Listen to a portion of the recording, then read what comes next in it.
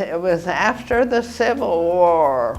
There was a Homestead Act, and if a young person that was 21, he could buy it for $1.25 an acre. I think would be happy to have the land be a part of the new frontier today.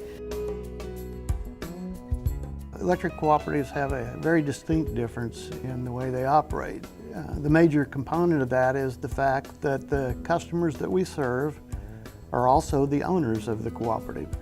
The members have been reading lots of information about different types of solar and other renewable products that are out there. They don't always understand exactly how it works. They sometimes think that it's free, which of course it's not. It takes a large investment to try to capture those free resources. The members of KEPCo have always been very thoughtful about their power supply.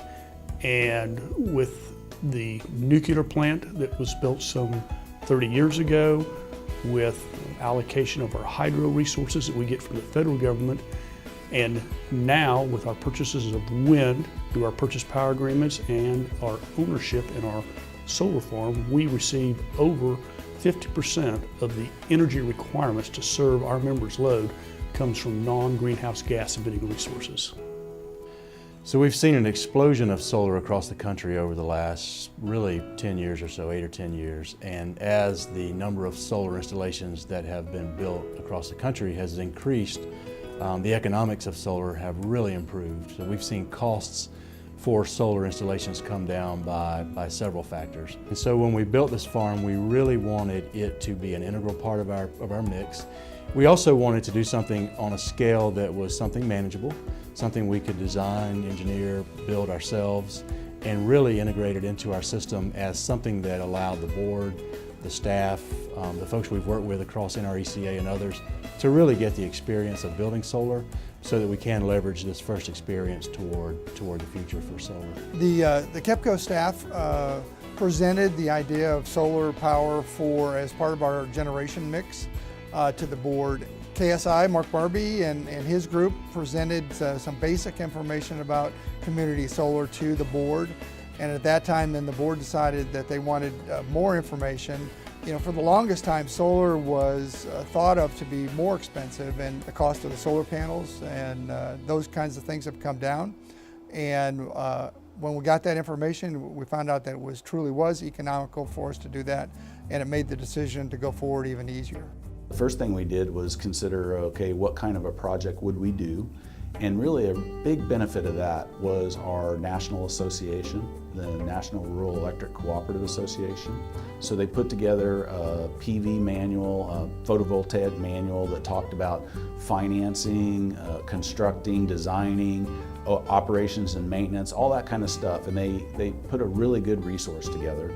And then they also put together some design templates. And these templates, you can't just take them and cookie cutter and put it out there, but they give you the flavor of what the design needs to entail.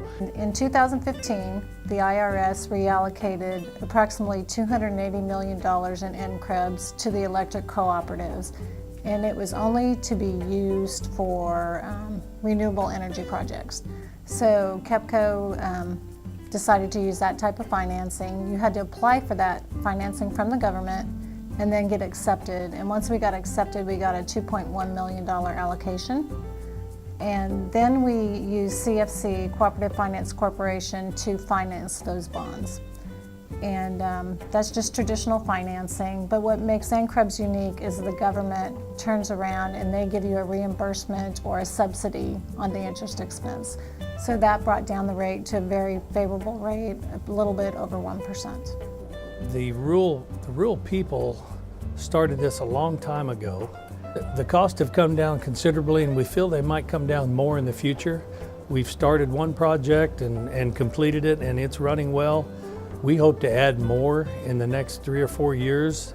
The cooperatives are a rural organization. We're out at the end of the line, so to speak, and everybody out there, most people are very rural, and they've been doing a lot of these projects. On their own, they can't really do it, but together as a cooperative, they can do it together and build a force that will be viable for the future.